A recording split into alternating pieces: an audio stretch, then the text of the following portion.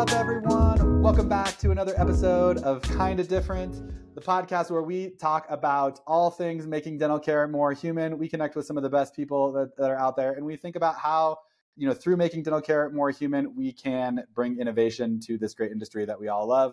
I am Dr. Matt Allen, CEO and co-founder of DifferentKind, and your host for Kinda Different.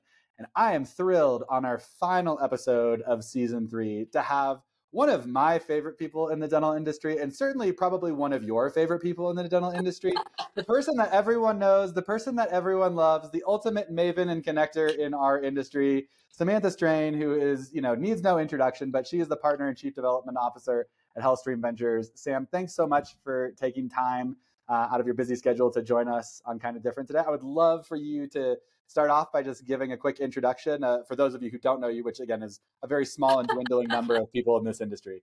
But just tell us a little bit about yourself, and we'll go from there. Yeah. Well, thank you first for having me. This is super cool that it's your last podcast of the year. I know you've had some phenomenal people on the show. But yeah, as Matt said, I am a partner and the chief development officer of HealthStream Ventures, if I know what company I work for. But we do transaction advisory really in the middle market. So, if you're a DSO and you're looking to be acquired, we really play in that space. We also do capital raise for the DSOs that are out that are looking maybe for private capital, family office. And then we do a lot of DSO formation. That seems to be one of our largest growing verticals this year. I think there's a lot of docs out there that have aspirations of owning their own DSO, and it's really cool to watch their visions come to life. So I love my job. I also work a lot with founders in the space. We've done a lot with Vivardis this year. You guys have probably heard of them. They're taking the industry by storm, with their Cure Dot Repair product. So excited to be here and share with you today because you are one of my favorite people in the dental industry as well. well, same, right? So, excited to chat. Let's get into it. Let's talk first about kind of innovation. And one of my favorite kind of questions, just in general, is this idea of doing away with all reality, right? If you could wake up tomorrow and just magically transform one thing about the dental industry, you could just wave that magic wand and say, this is better than it was today, right? What is that thing for you? What do you want to change?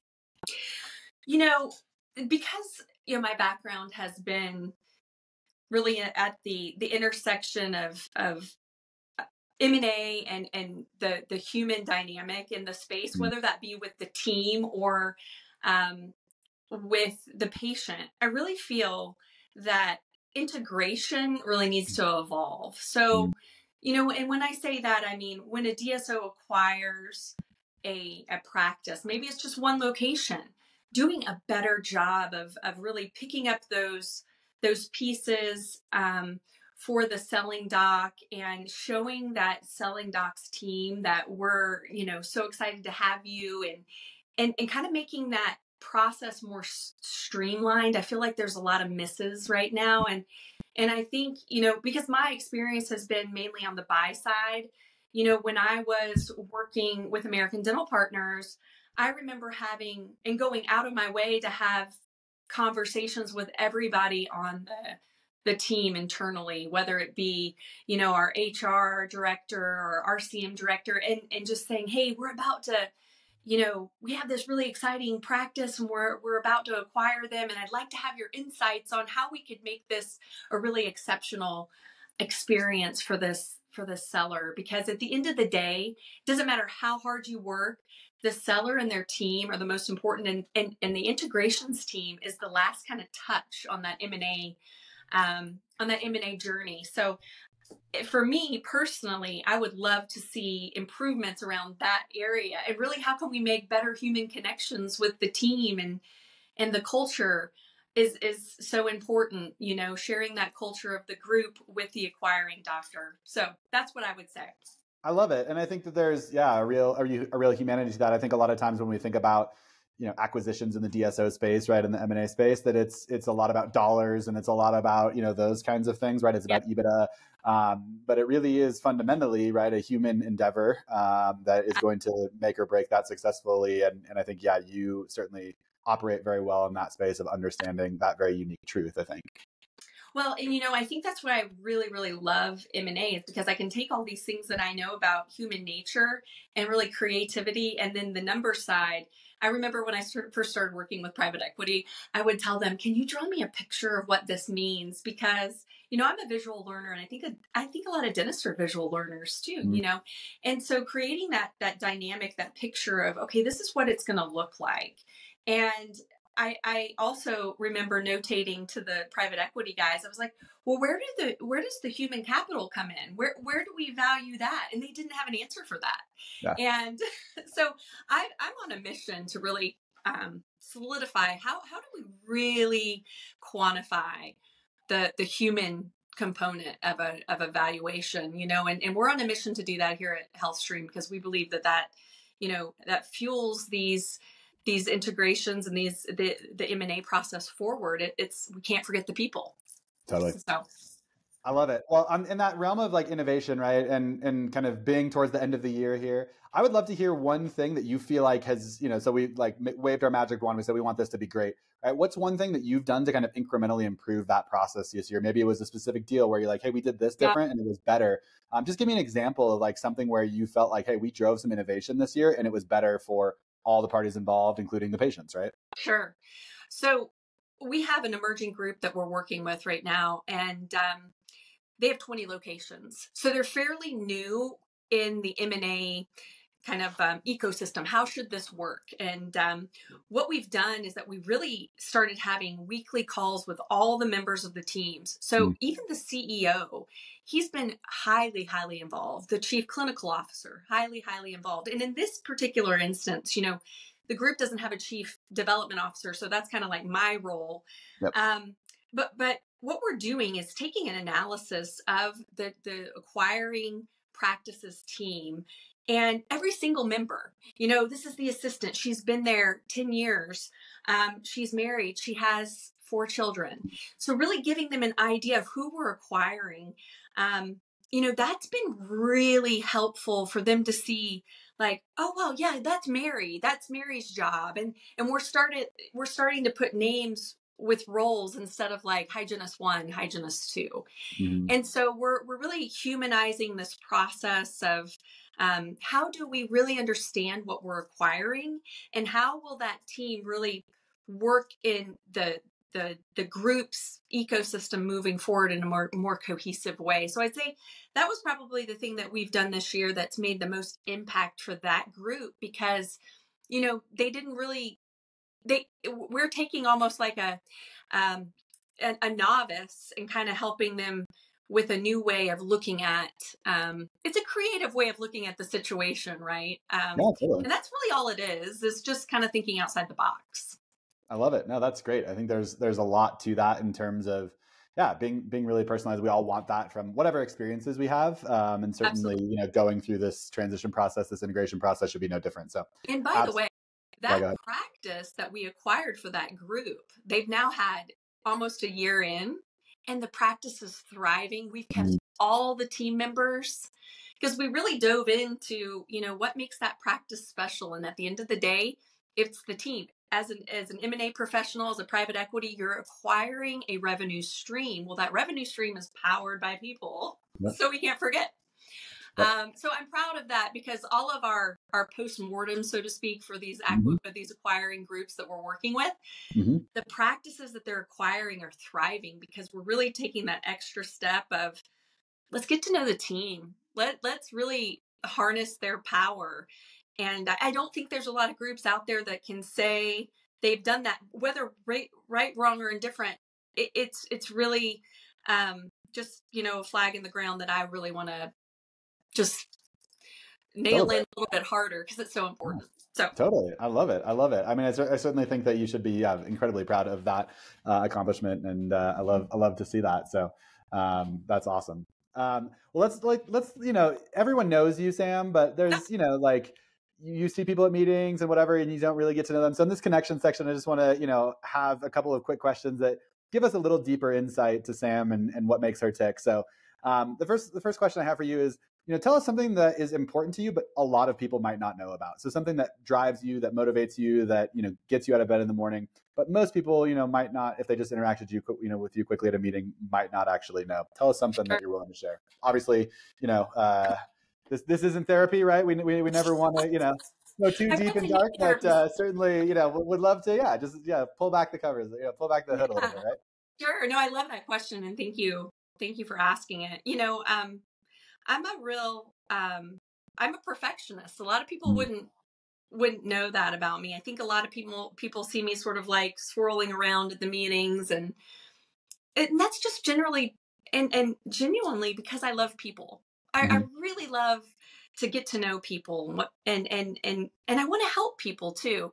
And a lot of people will say, "Oh, Sam, she'll connect you with this person," but I don't think that people really understand that there's a lot of strategy behind those connections. I really see why that that connection, or why I'm making this introduction. And if you're a CEO of one of the DSOs we work with, you've learned this about me. But there's a method to my madness, and I really like to see, because I am a perfectionist, I really like to see everyone in my ecosystem or my community thrive, and I want them to um, go out of their way to help and make connections for others. I don't think that a lot of people take the time to really understand that individual enough and their business enough to say, you know what, I have one or two people that could really value meeting you. Yeah. And that sort of thing, for me, it's not that I'm offended if you call me a connector, but I really feel like, I'm more in that maven category where the connections are so useful. Yeah. Because I've thought about them, because I am a perfectionist at my core. I really like those connections to be tight and useful. Right. Yeah. So I don't know if anyone would ever probably say that about me, but I was a junior Olympic swimmer, and you just kind of grow up like, okay, I've got to be good. You push yourself.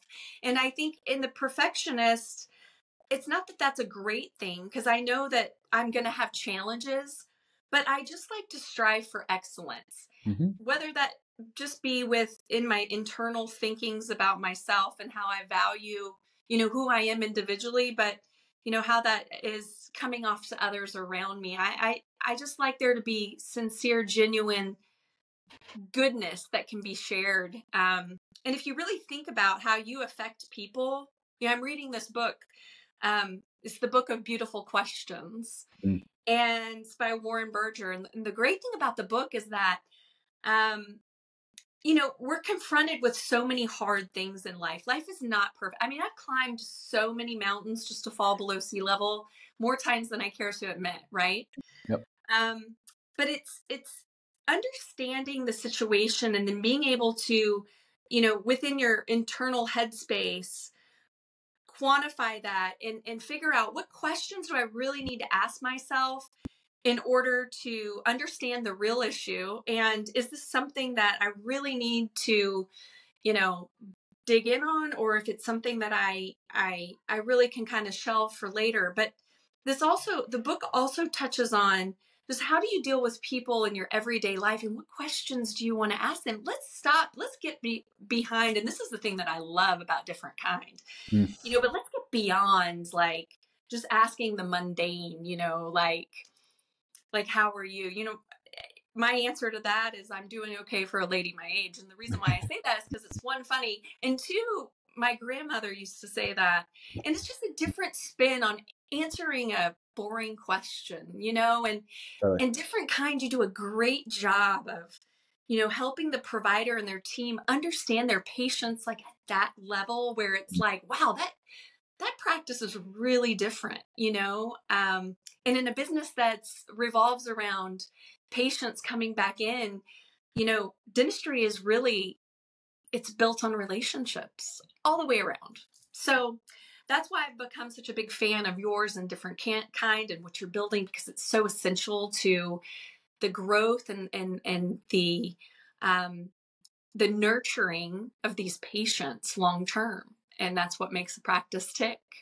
I love it. Well, thank you. Obviously, course. We weren't sitting here talking before being like, Sam, how can you plug DifferentKind? Do appreciate No, that. we were not, but I just wanted to, because honestly, when I'm passionate about something, and people know this, you can ask the founders of Vivardis and any other founders that we work with, because I'm passionate about helping people build legendary companies. I mean, I believe that, it's a privilege to be able to be a founder myself, but like help you get up the hill on some of these things. And it's not easy. Everyone thinks it's really glamorous to be a founder, and raising money is hard.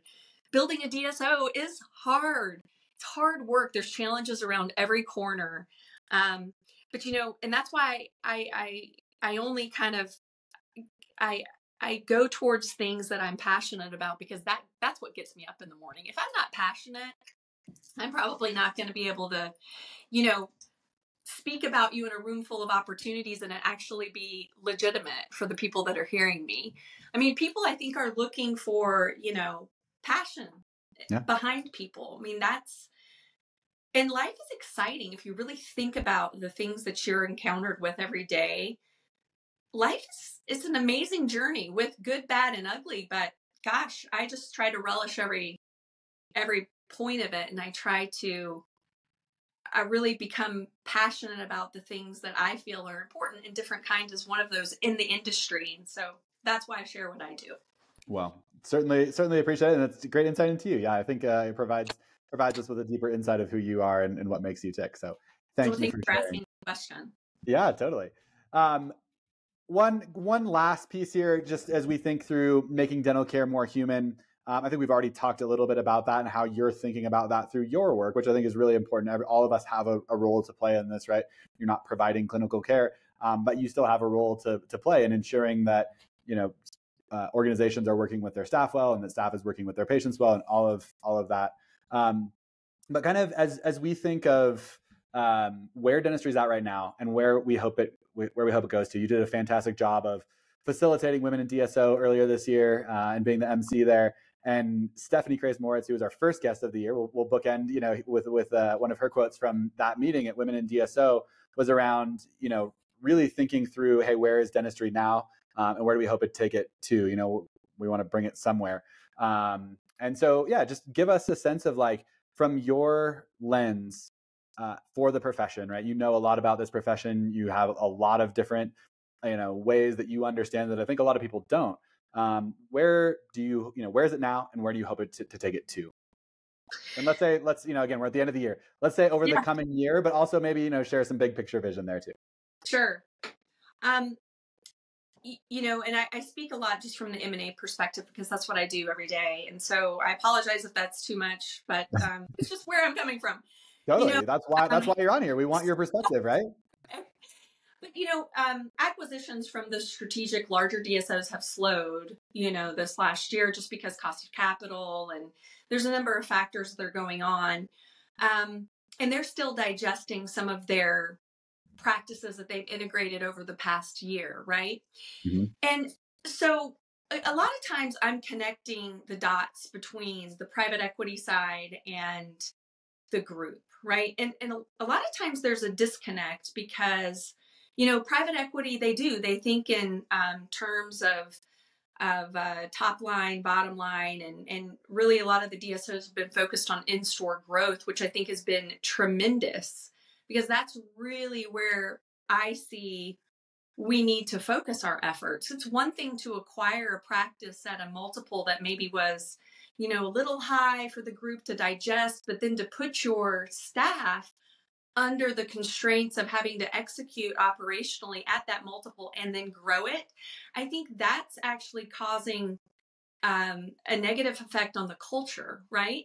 So I think that I would like to see and we are forging better communication and understanding, I guess is a better word, on the private equity side and the DSO side, so that we can have this almost cultural competency from a numbers perspective and a ground level perspective that makes true sense to the long-term, total enterprise value of what we're trying to do by by growing the group. It's one thing to acquire practices and just churn, but you want to acquire practices that can sustain with you long term. And so I think fostering a positive work environment for the M&A and the deal side teams with the operational teams and then the acquiring teams is really where we need to go. It's almost like a three-legged stool, bringing all those teams together. So that's what I would say.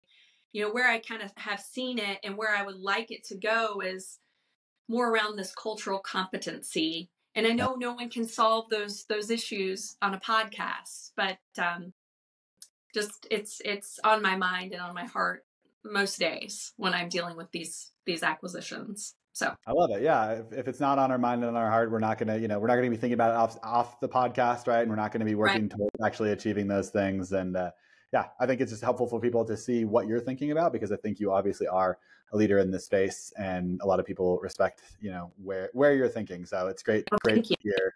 And I think you do it from a really, humanistic perspective, which is very unique and certainly is a differentiator for you, obviously, as a human being. So I appreciate it very much. Yeah, of course. Well, if people want to find out more about you and what you do with HealthStream, if they want to just connect with you, whatever, they have a question for you, tell us, hey, where do we find you? Where's the best place to go learn more about Sam and all of her many endeavors? Tell us, where do we go? You can email me at just ss@healthstream.ventures.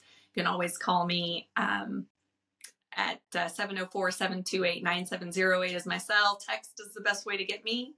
And I look forward to doing great things together with you in 2024. Awesome, Sam. Well, thank you so much for taking the time to join us today. It's I couldn't imagine a better way to close out season 3 of our podcast. Thank you. You are an amazing human in this space, and I think we all have a lot to learn from you and with you. So really appreciate you taking the time today, and I hope you have a good holiday season, and best for 2024. Yes. Happy holidays, and we'll talk soon. All right.